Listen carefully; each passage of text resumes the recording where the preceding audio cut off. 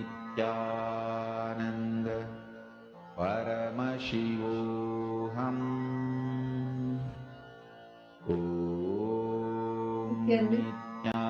I request all the parts now. These you can rise and you can post in the chat what Swamiji revealed to you. What image were you able to see? What did Swamiji reveal to each and every one of you? Ma Ashini, Ma Zhen Xiao, Nityanandam, Ma Siyavu, Ma Agura Rupini. All of you can post what image that all of you saw. Margarita, Nityanandam. So nice to see all of you. Yes, I post in the chat what was the image being projected.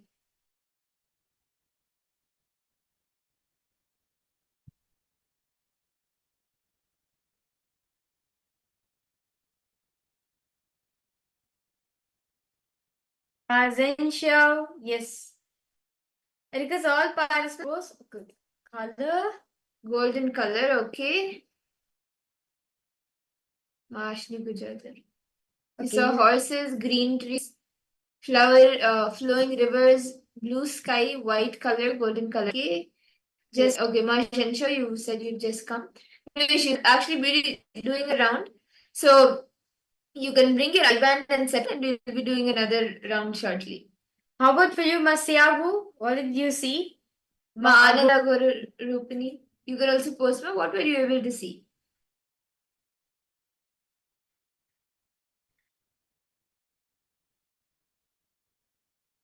Yellow, black, white, green, orange, big white goose, or bear garland. Okay. Okay, no problem. Abu, you can join us next round. How about the participants who's watching us through YouTube? Each of you can also post. What did Swamiji reveal to you in the third eye? What was the image being projected?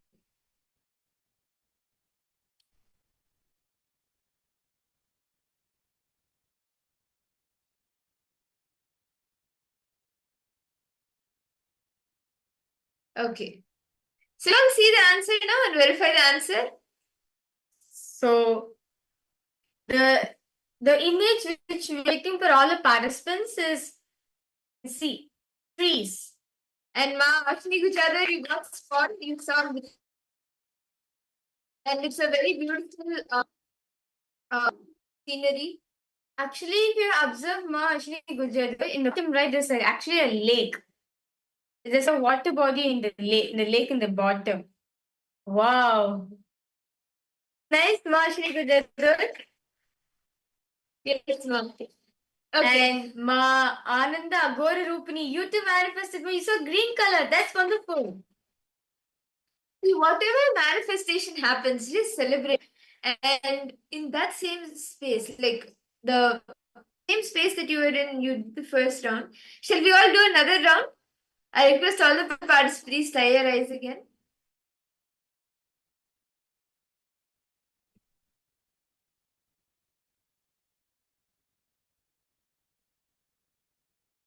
Please tie your eyes, sit straight. Connect intensely with Swamiji, chant the Mahavakya. See, don't start guessing. Don't think, okay, this time they show nature, maybe the next one also they will show nature. No, don't guess.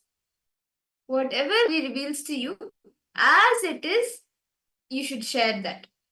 So we'll be projecting image for all of you, and you can all start seeing now.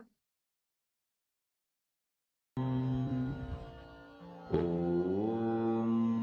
Nithyananda Paramashivoham Thanks, Chant the Mahavakya. As you connect with Swamiji. Nithyananda Paramashivoham Om Nithyananda Paramashivoham Om Nithyananda Paramashivoham Om Nithyananda Paramashivoham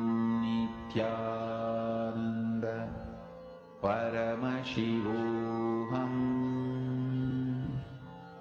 Om Nithyananda Paramashivoham Om Nithyananda Paramashivoham Om Nithyananda Paramashivoham Om Nithyananda Paramashivoham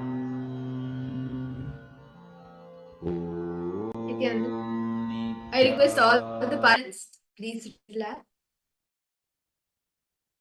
You can open your eyes.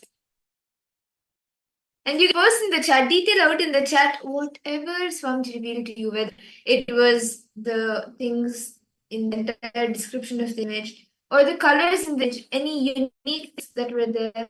Whatever Swamiji revealed to you, I request all the participants to please post. Then Xiao, Ma Wing, Hanyu, Nityanandam, Ma Hanyu, yes, Nityanandam, Ma Ashani, Ma Margarita, all of you, Ma Ananda Agorini, Ananda Agorurupini. saw buildings, cars, houses, color white, light yellow. Okay. Anything else, Ma Ashani? Masiyahu, what did you see, ma? No problem, ma. No problem. That's fine.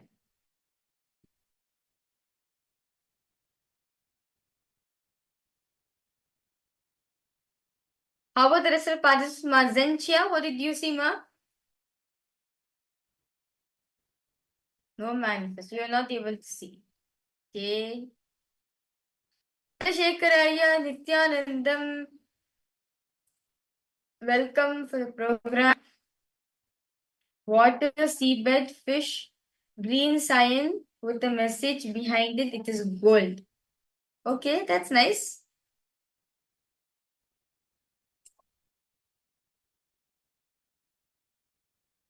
Okay, so let's now verify the answers for all the participants. So the exact image which we are projecting for all of you is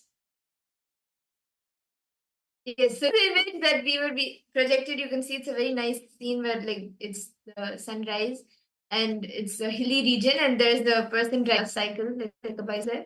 And Ma, you saw vehicle, you saw car. So and you saw yellow, like a yellow fish gold, like that. And so that is spot on. Once again manifested.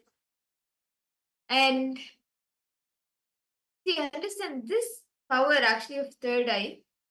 The power of third eye reading, it gives you the ability to not only see things that are right in front of you, but as you go to higher levels, you manifest this power more, you will actually see how even other powers like remote vision, you'll be able to see places far away. And so many other powers start manifesting. That is why we always begin with the third eye reading. And now we will be entering actually into the first session of today as we are all learning, understanding more about consciousness, how you can unlock wealth potential, how you manifest wealth, what wealth as per Hinduism. We will be learning that today. So let us all now enter into the first session where we will be understanding more about the Vaikuntha Loka, the abode of Mahavishnu, Bhagavan Mahavishnu. We will be understanding more about the Vaikuntha.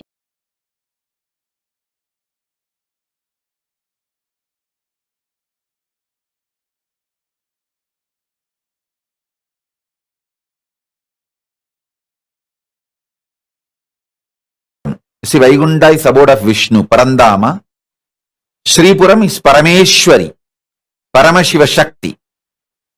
Kailasa is Paramashiva. Mahakailasa is Paramashiva in his pure formless space.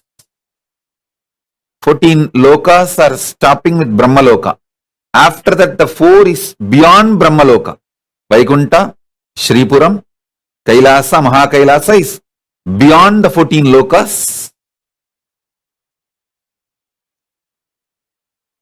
there is only Turyadita in those 4 spaces, Vaikunta, Shripuram and Kailasa, Mahakailasa.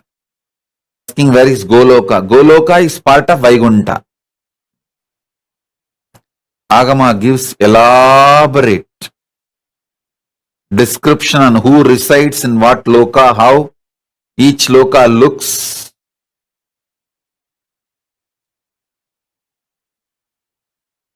Maybe I can give you those descriptions also. Where is Yamaloka? Yamaloka is in Swarga Loka. Part of Swarga Loka is Yamaloka.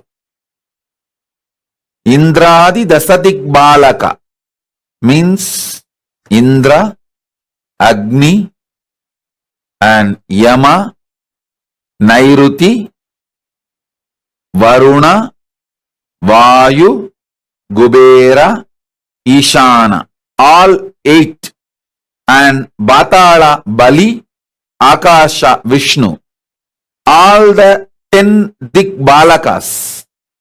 They are called Dasadik Balakas. Indradi, Dasadik Balakas have their worlds in Swarga Loka. The Vishnu's higher form, Parandama, is in Vaikunta.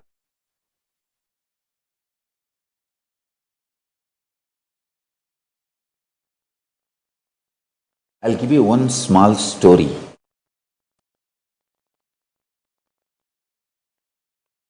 Sanakadi Rishis, the great 4 enlightened beings, directly Putra of Parabrahma, Brahma's 4 sons, considered to be the incarnation of Vishnu's. In Bhagavatam, there are 24 incarnations. Sanakadi Rishis were mentioned formally by Vyasa as one of the incarnation of Vishnu. The Sanakadi Rishis walk to have darshan of Vishnu in Vaikunta. Jaya Vijayas, as per their dharma, they stop. Jaya Vijaya are the security guards of Vaikunta. In Kailasa, there is no security guard.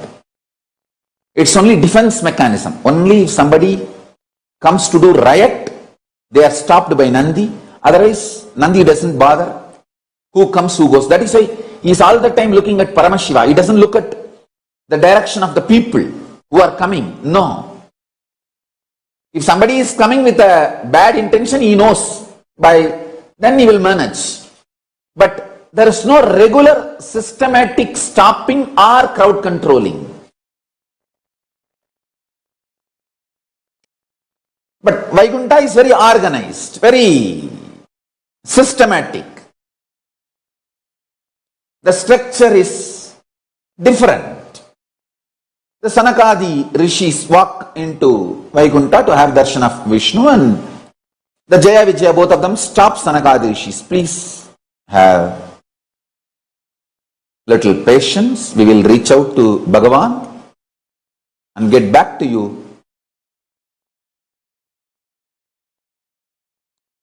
I don't know what was the mood of Sanakadi Rishis at that time, and I don't want to judge. I can never judge. I have to give all my respect and reverence to both sides.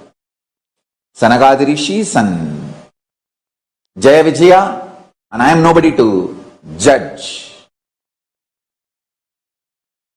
Both of them are surely much, much, much far beyond and great than anything we can imagine.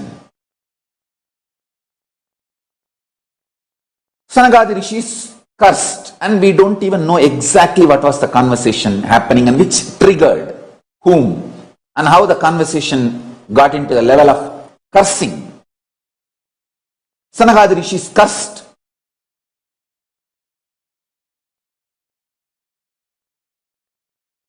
The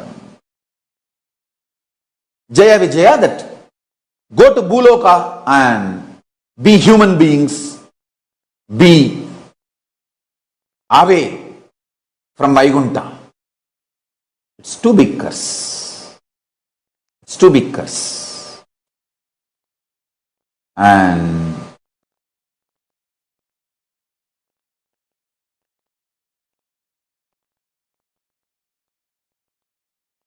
anyhow, after a few minutes, things cooled down, and when Bhagavan came to know what was going on in the Yoga Nidra, he himself called the Sanagadi Rishis and attended to what for they have come. They have come on some urgent issue need to be attended by Bhagavan for the sake of Lokakshema. The purpose for which they were coming was too important and too urgent. So maybe their urgency was legitimate.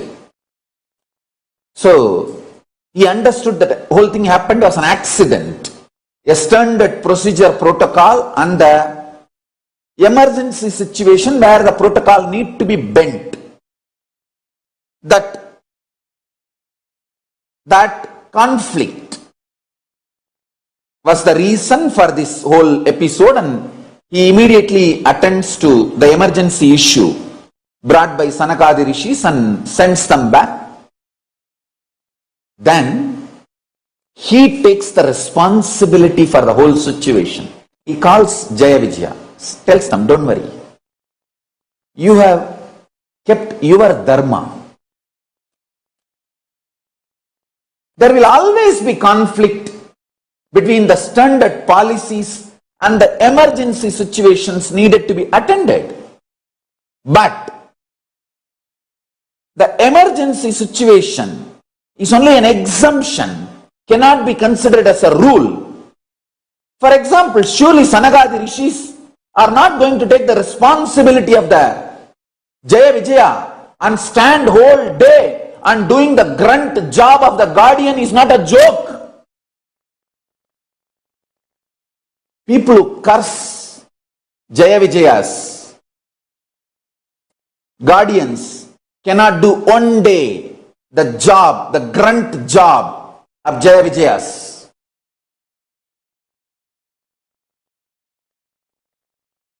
You can easily accuse abuse from outside.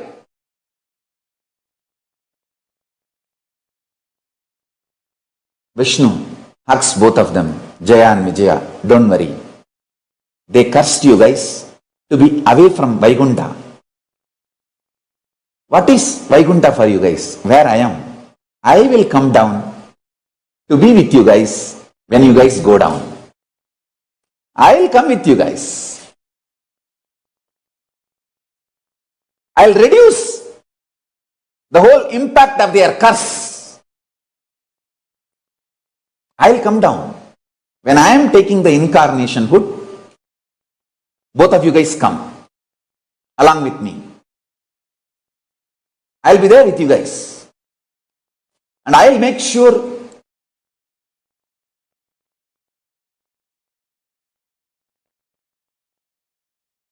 you guys are part of my Leela and you reach my feet. I tell you, the most beautiful strategy of Krishna is most trusted people, he makes them play the enemy role. So all enemies gang up with them and he finishes all of them once for all.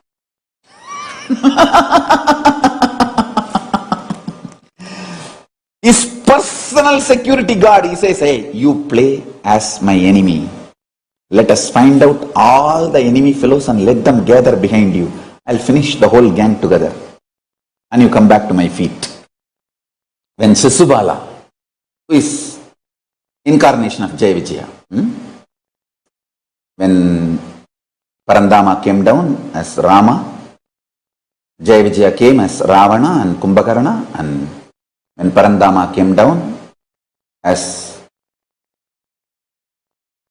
Narasimha, Hiranyakasipu and Hiranyaksha, when Parandama came down as Krishna, the Kamsa and Sisubala.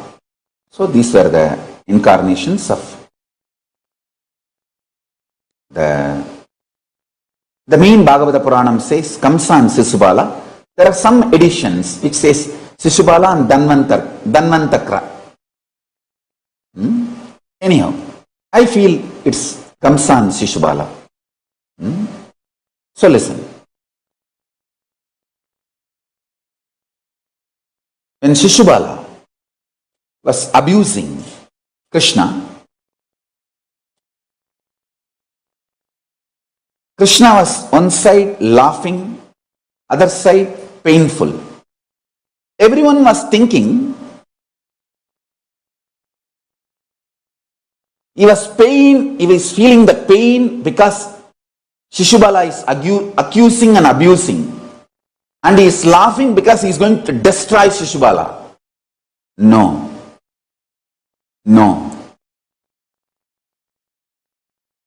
He was laughing at all that negative gang which was smiling, who are going to be really destroyed. Actually, Shishubala was not destroyed. He was liberated. And all those negative gang who were supporting Shishubala were destroyed. He noted down, come on, come to Mahabharata war. He noted down all the faces who were carrying smug when Shishubala was abusing and accusing.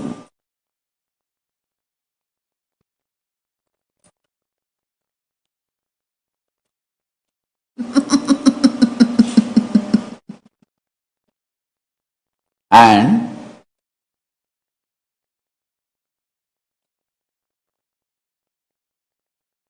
he was feeling the pain. To melt down the pain of Shishubala, because now he has to liberate Shishubala. Understand? Guru, through his personal love for disciple, he melts down disciples' pain through the oneness.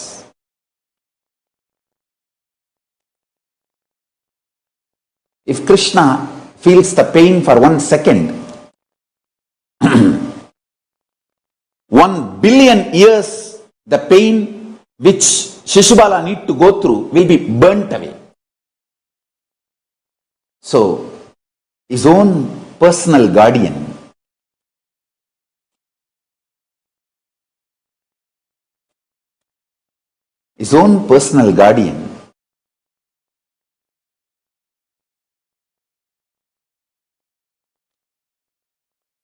how can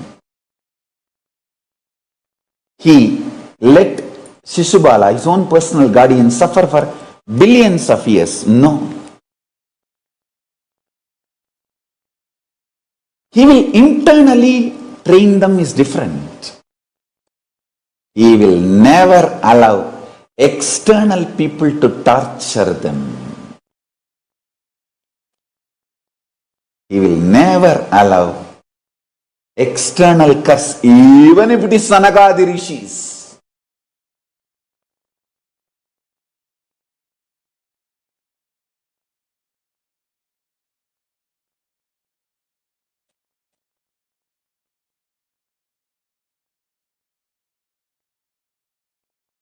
Who can play the strategic role of enemy better than own personal guardians?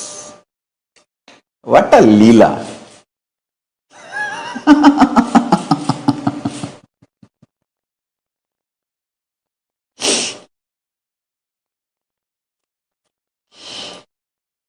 He will never, Parantama will never allow the suffering to his people from others. So, he burns away the suffering of Shishubala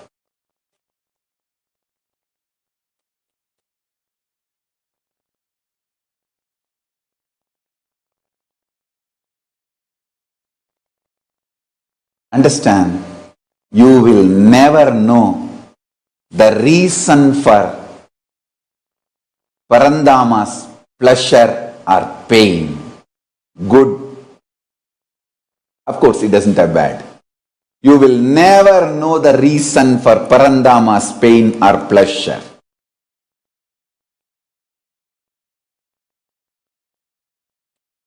Finally, that 100 abusal, he gives time just to note down all those fellows who are supposed to be destroyed. Shishubala was not destroyed, was liberated. He has gone back to his original space, Vaikuntha. He served, he did his strategy, his job perfectly. I tell you, after this Shishubala Vada, what would have been the scene? I tell you. Within 3 seconds, Shishubala was in Vaikuntha, Parandama sitting with Shishubala, maybe sipping little Amrita and having bit leaf and bit nut and giving him one and he also chewing one.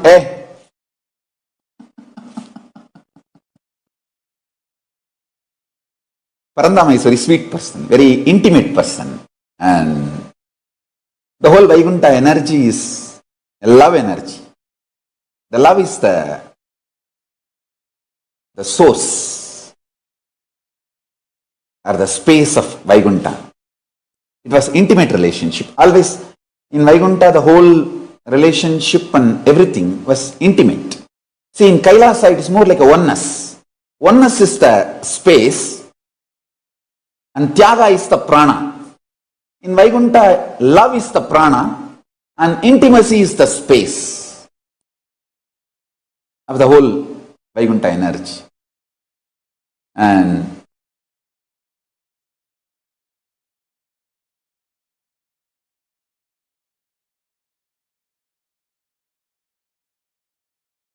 I am telling you, that was the scene. Immediately within the 3 seconds, the Shishubala left the body. Usually it takes only 3 seconds, 3 chana. Second is the Ram unit. Chana. Chana means the gap between one thought and the other thought. Body, the Atma of Shishubala leaving the body and the transition and assuming his Divya Sarira as Vijaya in Vaikuntha. Jaya is the senior, Kamsa, and he has already reached. And Vijaya reaches the next. I tell you, Bhagavan himself may come down from Vaikuntha for the sake of his Vaikuntha Vasis, but he will never give up on Vaikuntha Vasis, people who are committed to him. Whatever may be the situation,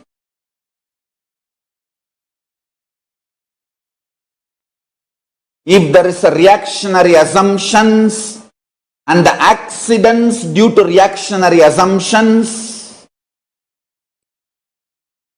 of course, Parandama did not punish Sanagadi Rishis because the agenda which they were rushing was very important. Same way, he did not allow Jaya Vijayas to be punished or tortured by the curse given by Sanagadi Rishis. He stood by Jaya Vijayas. Don't try to fight whether it is factual or not. Relax and enjoy. The sweetness I am trying to describe, convey through this incident, through this description, that space of Vaikuntha, I am trying to convey. Understand that and enjoy. The sweetness I am trying to convey. Enjoy that. Actually, the prana of Vaikuntha is love, prema, bhakti. It's very intimate space, Vaikuntha. Kailasa is oneness, yaga, fire.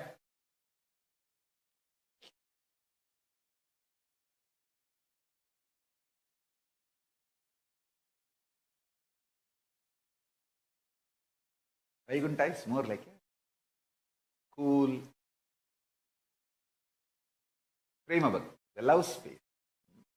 If you internalize this one powerful cognition, suddenly you will see, you will manifest powers and you will start aligning to higher vertical time zones. From Bhu you will move Bhuva, then Suva, then Tapa, then Satya, then Vaikunta, then Kailasa. Every time you internalize one powerful cognition, you raise your existence to higher vertical time zones.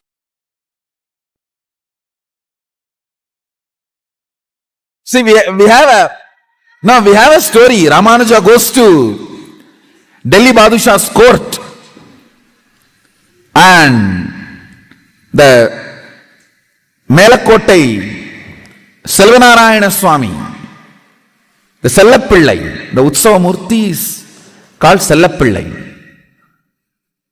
Moola Murti is called Selvanarayana Swami, Utsava Murti is called Sellapillai. Ramanuja uses the word Sellapillai, that's a word. Immediately, the Sellapillai just comes and sits in the lap of Ramanuja. Understand, this is not story. The 1000th year of Ramanuja's birth anniversary, we will prove this. It's a truth, not story.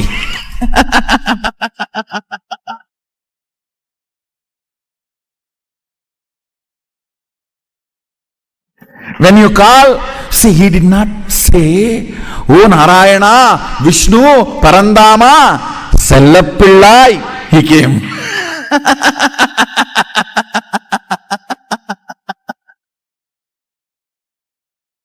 He did not use all those big words.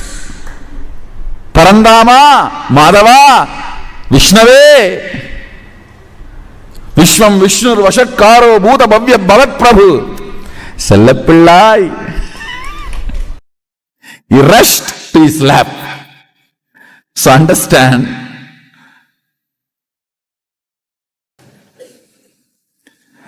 the whole thought current presented in that story is not false, it is true. Ramanuja goes to Delhi Badshah's court and demonstrates his charisma and energy. Badshah gets shaken and he asks, what do you want?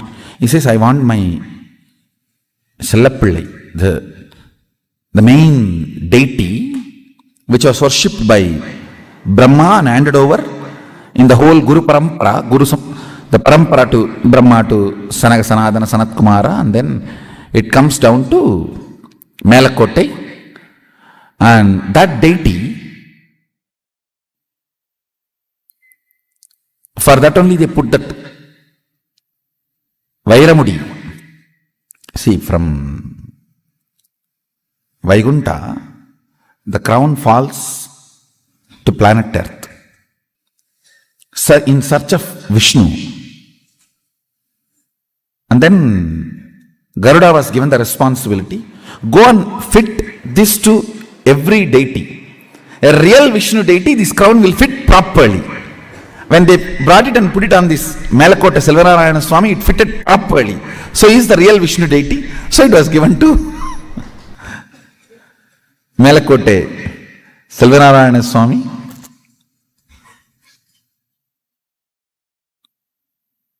So Ramanuja says, I want my Sellapillai. Then Badshah says, I don't know which is the deity you are calling for. You go and take whichever you want. You go and see. There he sees everything. Then he calls Sellapillai. Immediately Vishnu comes and sits in his lap.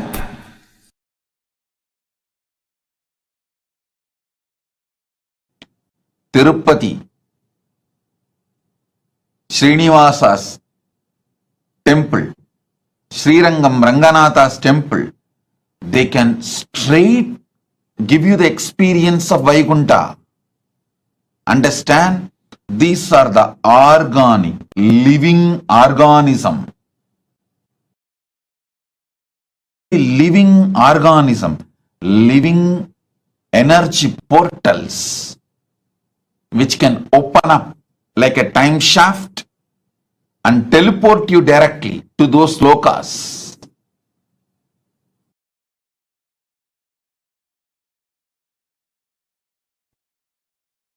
Los Angeles Kailasa is one of the most important Kailasa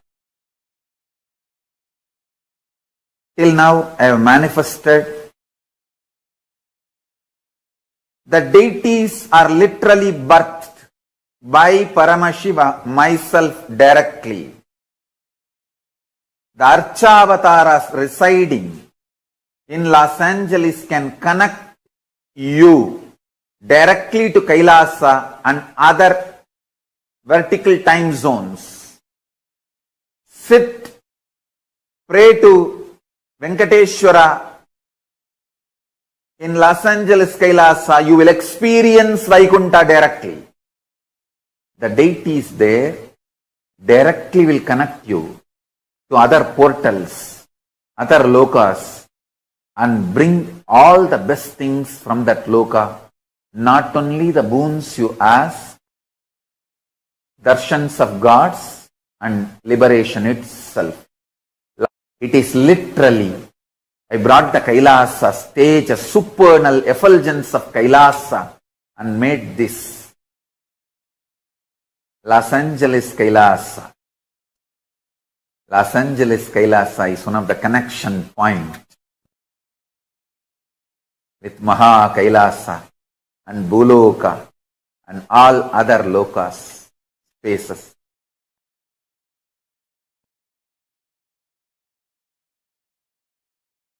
Los Angeles Kailasa is literally place where Paramashiva's being exists.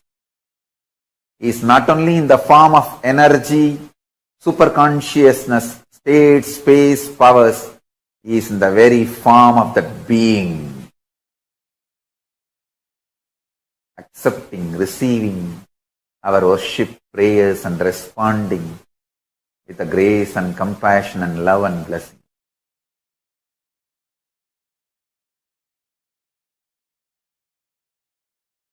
Vaikuntha Ekadashi, the day the doors of Vaikuntha are kept open for anybody who walks in. Vaikuntha Ekadashi is the day. So tonight Dwadasi starts. Now all the devatas are supposed to wake up and do their Panchakriya and yoga, Nitya Anushtana and start their puja.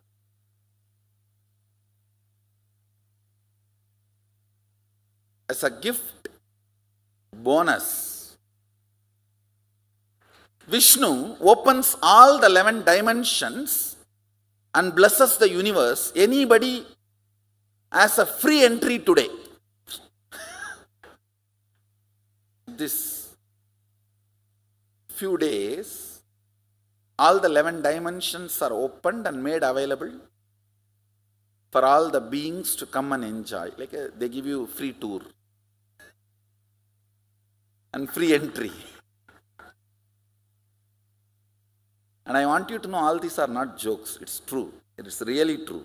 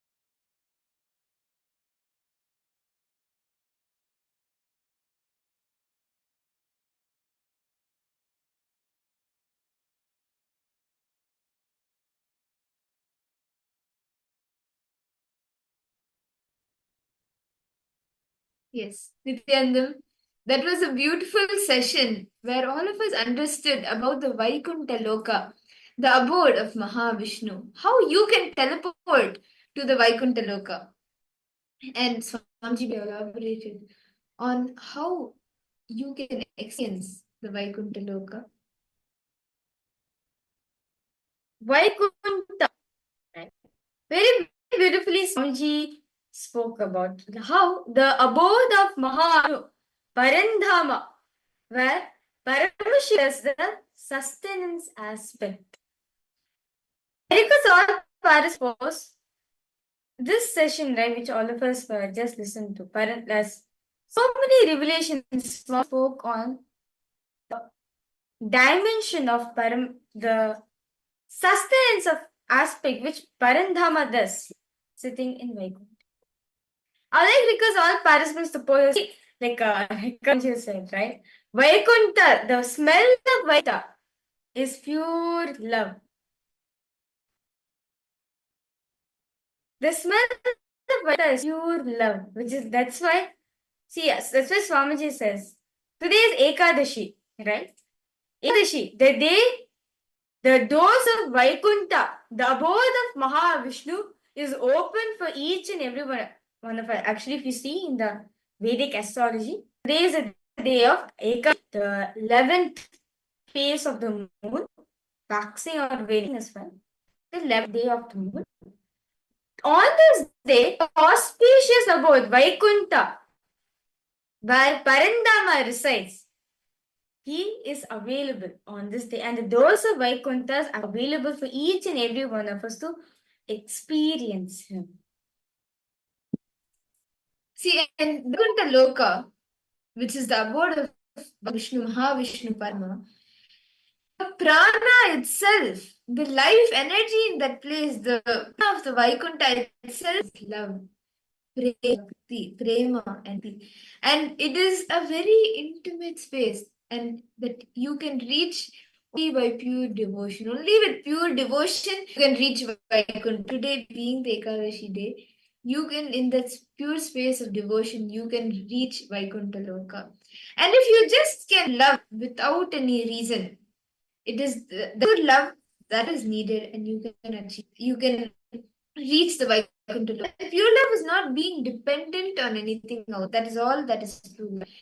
Not dependent on anything outside, but being dependent only on yourself. Being dependent only on yourself and loving, continuously showering love without any reason. See, many times these days, whoever we show love towards, affection towards, we accept deep within us, whether we know it or not. Somewhere within us, we tend to have the thing, okay, now I'm giving you this, later you need to give this back to me. When, for example, me and Mavirija are speaking, I tell Mavirija, okay, Mavirija, you need to do this for me now. And basically I ask her, I tell her, right now I am helping you this project or this work. I'm making sweet for you. I'm doing this. So tomorrow or in the next few hours, now you need to help me back. That's what unconsciously or consciously all of us tend to do. Even you see, parents, we tell the child, now I'm showering you with this much love, and you give them everything. You give them clothes, you give them toys, you give them education, you give everything to the children. But then when you unconsciously, whether you know it or not, you expect them to take care of you when you grow old, and that is why you're caring for them so much. So when you grow old, they take care you back. That is how usually we tend to do. How many seeing that this is the things go? When you do something for someone, you somewhere expect that they help you, they give you back the same. Are each of you understanding? And that is not pure love. Pure love is being able to love without any reason, without expecting anything back. That is what Swamiji showers us all with. He keeps on going on, showering, without expecting anything back. See, sustenance, right? This is a very important thing for us need to understand. Paramashiva does his sustenance component through Parandhama. His story, how he manifested on planet and how he is now. He always came down to sustain the universe. Today, all of you are going to be understanding how to sustain life, how to sustain wealth in our life. Parandama is the empowerment of tribe. He's the wealthiest person in this whole universe itself. Of course, Paramishiva was more. But he's just the most wealthy person. How was it he is able to? Today, the secrets for manifesting your wealth will be read.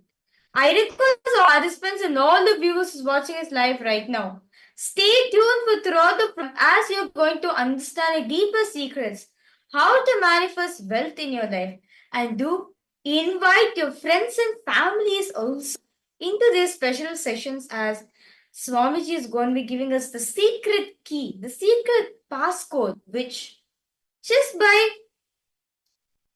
using this technique, you will manifest wealth like anything. And as we all understood till now, that only with the pure space of love, prema, and bhakti, you can attain Kunta Loka, experience the Kunta Loka, where Maha reside. There is a very beautiful exercise that Swamiji, or like a small technique that Swamiji gives, he has blessed us all with. Experience pure love. I'll just share with all of you this small exercise that Swamiji has given. Just for 21 days, choose one person. It could be a family member, it could be a colleague, anyone, but one person. And for those 21 days, serve them completely. Like, you can check with them before you eat, check with them if they have eaten. Take care of them completely in the night. Make sure, okay, are they comfortable when they're falling asleep? Or throughout the day, is their food? Are they having a healthy diet? Are they healthy? Are they having everything that they need? Just give your life for them. Whatever, just care for them. And do not let them know that you're doing this process for 21 days and you're taking care of them for reason. Without any reason, just keep for them, showering them. When you do that, you will start experiencing the space of pure love. So you can, all of you, all of the participants, all of you can try this technique. It's a very beautiful technique, but for 20 days, without the other person knowing, just taking care of them, ensuring that they experience success in their life. Somewhere they are stuck, helping them out of that obstacle that they're facing and move on, experience a breakthrough. You will experience the space of pure love when you start doing this. So, love is an energy to be experienced. Right? See, Swamiji is saying, be aware of your motivation when you do things for others.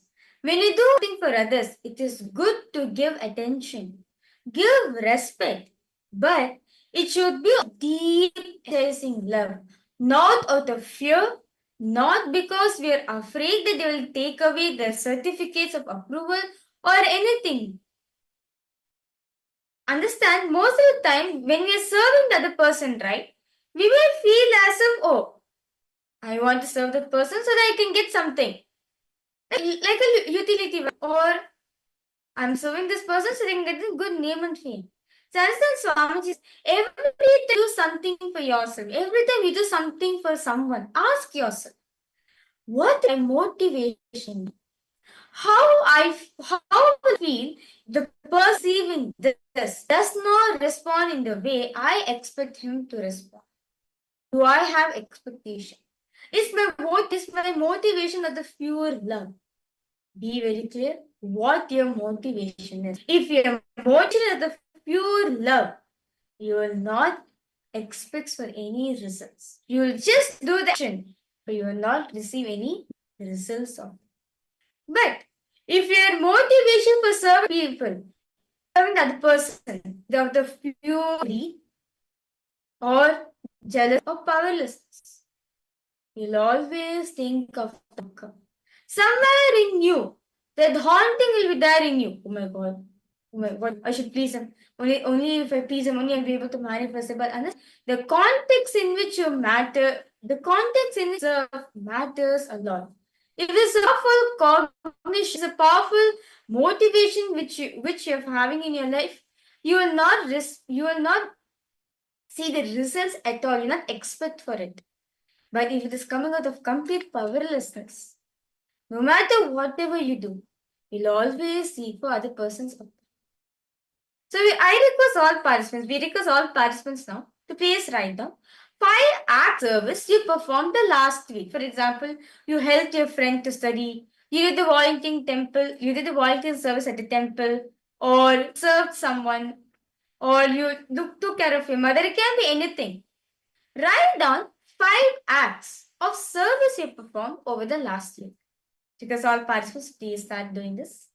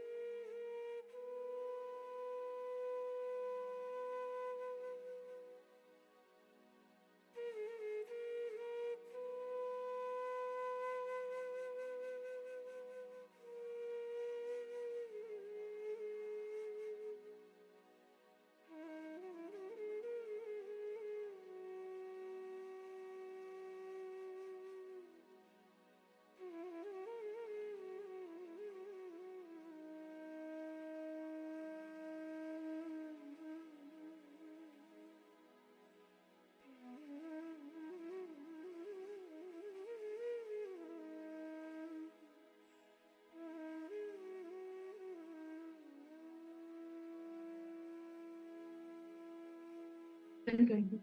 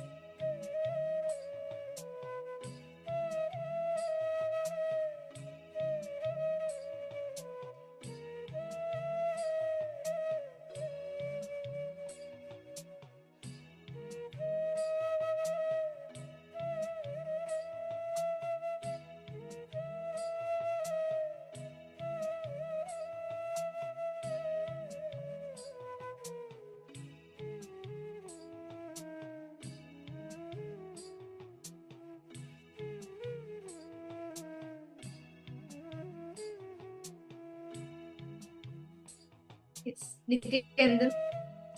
I hope all of the participants, all of you have been able to write down 5 different actions or acts of service that you have performed in the last 1 week, where you, any 5 activities where you have served people, any type of service that you have done.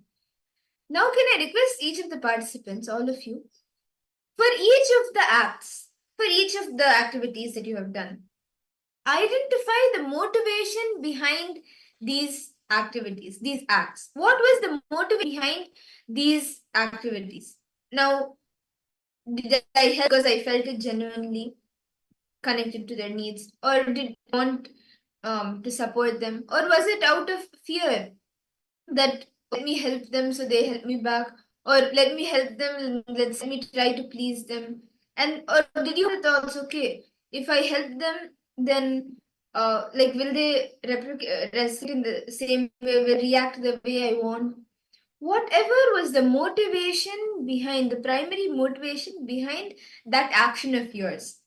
Can I request participants to please write this down? And if any of you have questions, please feel free to post in the chat. Are all of you able to understand till here?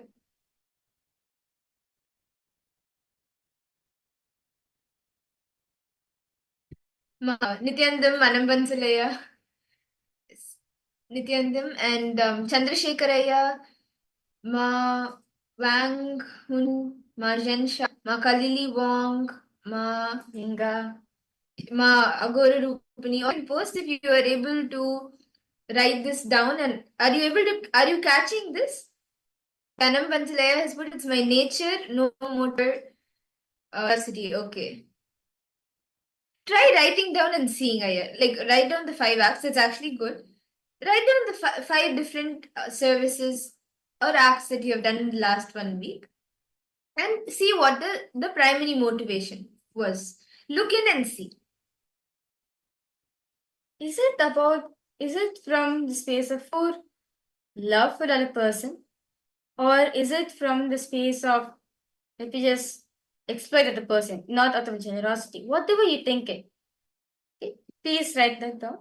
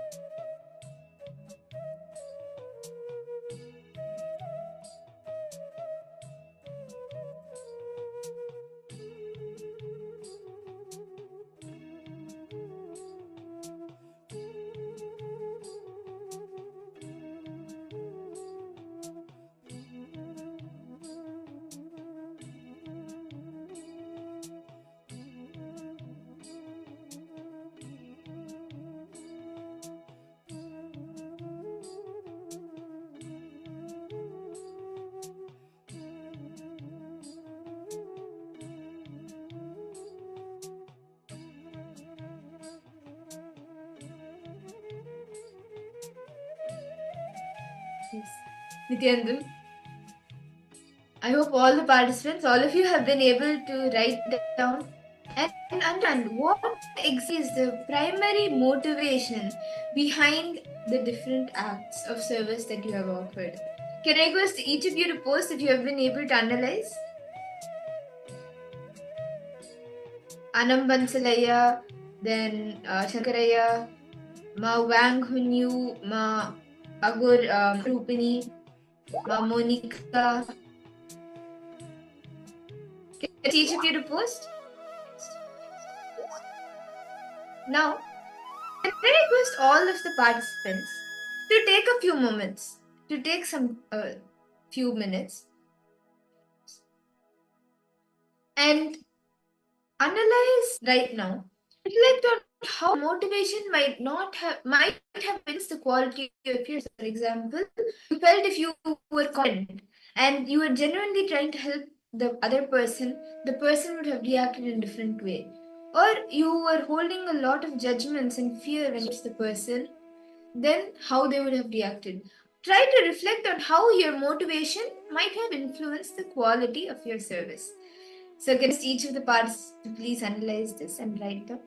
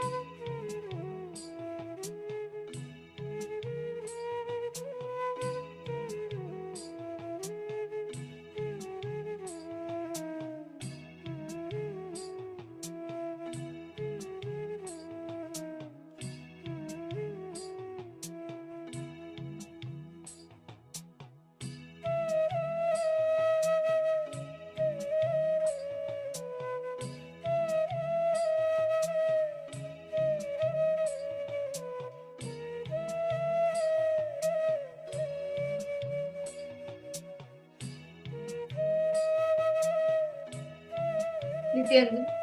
I hope all of the participants all have been able to write down and analyze, reflect on how your motivation, primary motivation, has impacted the response that you get or impacted the situation that has happened.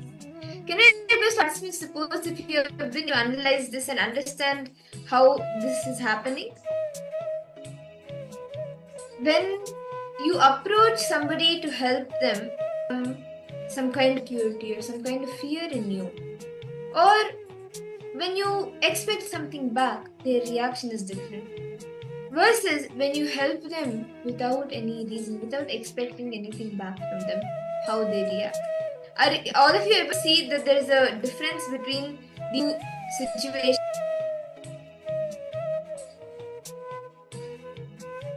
Can I request all the participants to post what you were able to analyze and what you were able to understand?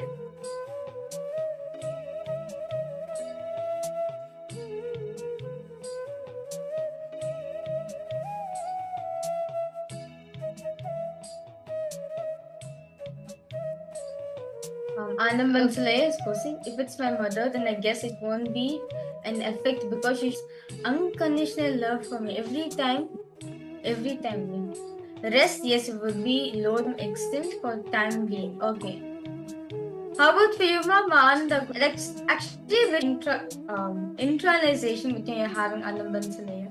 See, many times in life, instead of thinking about the motivation, we always think of, am I being happy? Am I being content with it? If you're serving people from this aspect, right, you will not be able to motivate. You will not be able to enrich the other person, nor you will to have that unconditional love coming from you. It will only be that accept unconditional from others, but you will not show unconditional love for others. So this is where the whole thing starts, where the incompletion starts.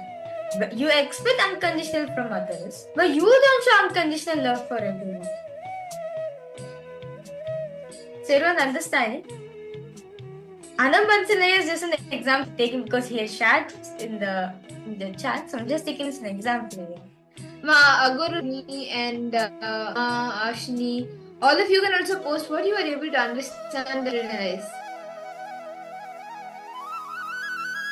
See, the motivation, the cause from which we work matters a lot. Very beautifully in the Bhagavad Gita, Krishna says, in the second chapter, 47th verse, say, Karmanye vadika raste ma phaleshu kadachana ma karma phale heturbhu mate sangostu karmani. Krishna says that you only have right to do the action, not the results of the action. Say, Nandi, you only have the right to do the work, not the results, not the fruits of the work. Many times what we do in our life, right, whenever we're doing something, we always think as if, am I getting fulfilled? We always think from the angle that, am I getting fulfilled from the other person? In whatever I'm doing, am I getting fulfilled? But never from the thing that, let me just do it out of my love or compassion. No, not from that space. We always expect the other person to give a reward back to us. But at the end of the day, let's say, whatever, everything you're doing in your life, you're requesting for a reward. What if it's not given to you? What will happen? We are the one creating the powerlessness, right? We are the one ourselves in the suffering. So this is what Swamiji says. Never expect anything from other person in return. Just do out of love, out of pure compassion. You do it with the other person. Do not expect in return. Only then you'll experience unconditional love. That unconditional love will immediately take you to Vaikuntha Loka and make you experience Parandhama. Are each of you understanding? Chandrasekharaya and Nithyananda, are each of you understanding? Do any of you have any questions? Okay.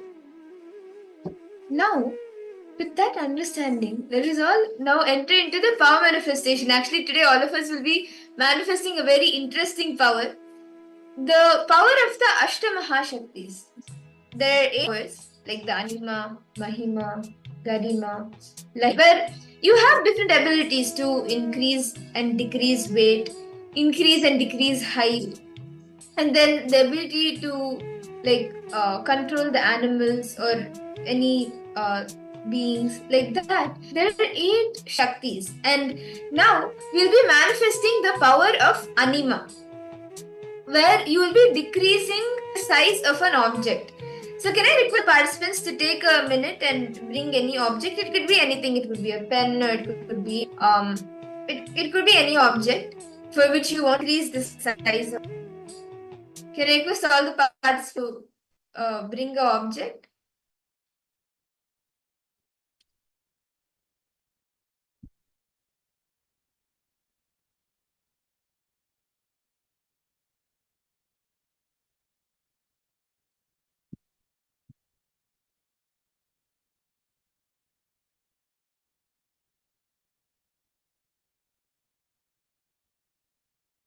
Now, can I request all the participants to please measure that object, measure the size of that object.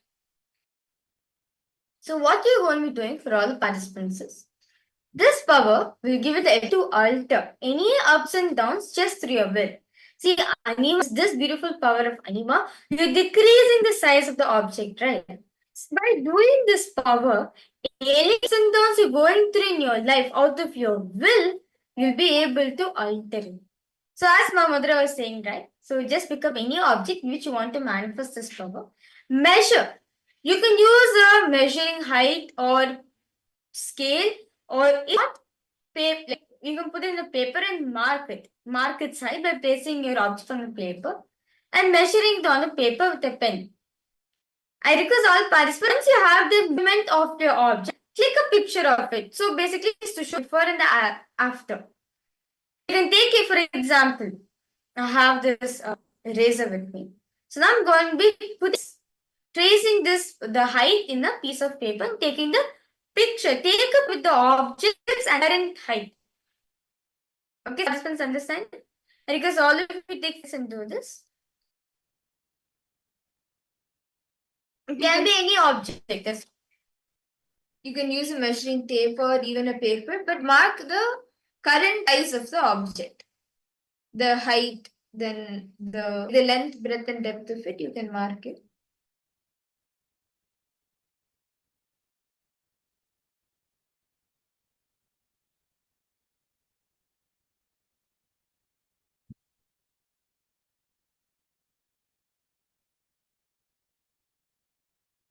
Please take a minute to mark the size of the object.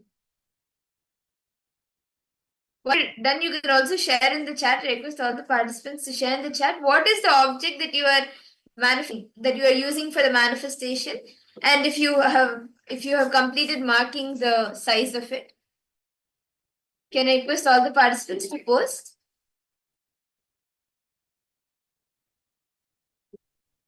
Now, just by connecting to Swamiji with the power of will, with the power of your will, you will be able to increase the size of the object.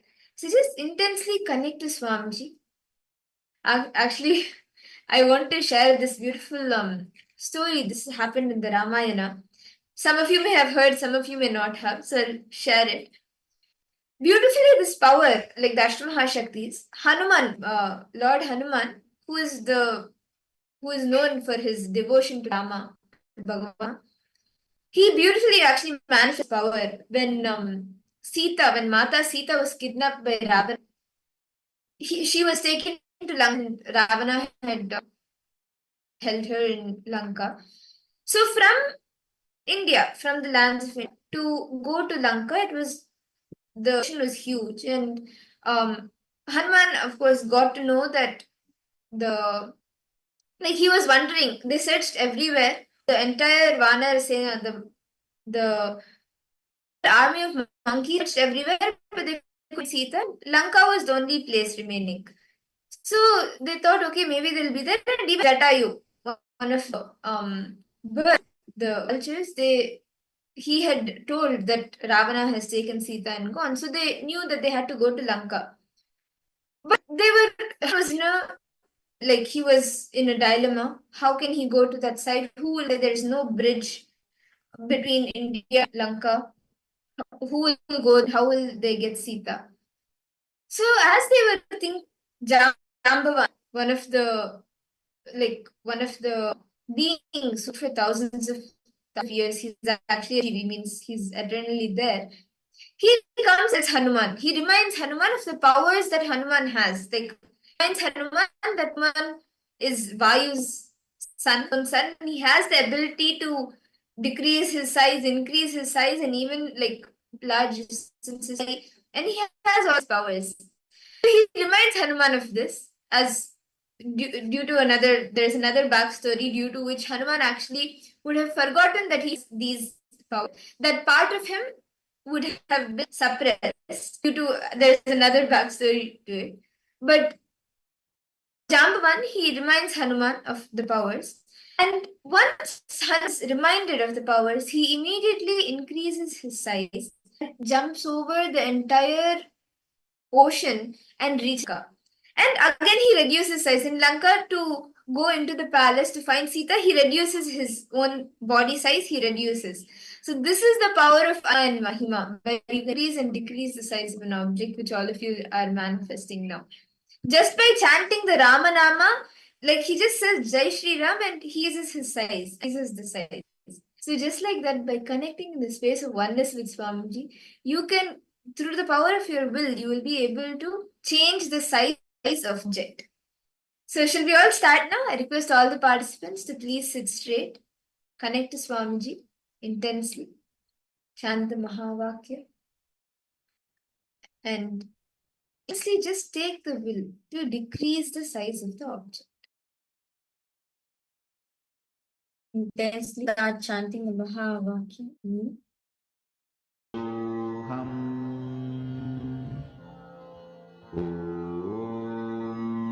Nithyananda Paramashivoham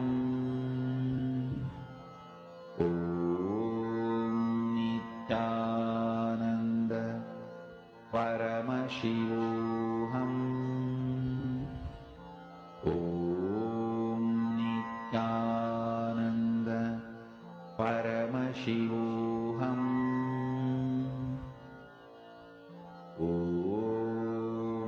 Nithyananda Paramashivoham Nithyananda Paramashivoham Nithyananda Paramashivoham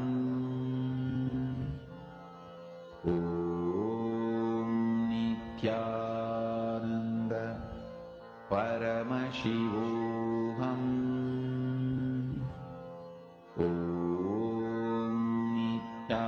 Nithyananda Paramashivoham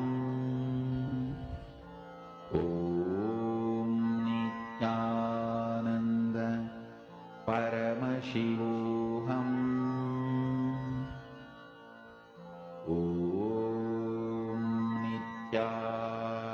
Nithyananda Paramashivoham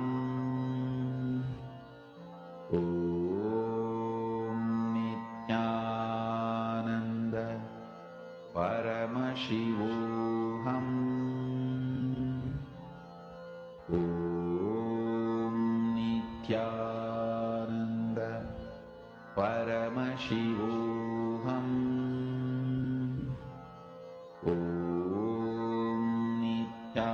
Nithyananda Paramashivoham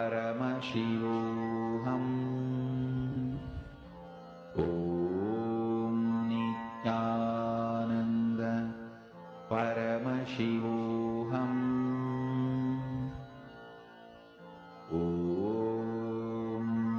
Nithyananda Paramashivoham Nithyananda Paramashivoham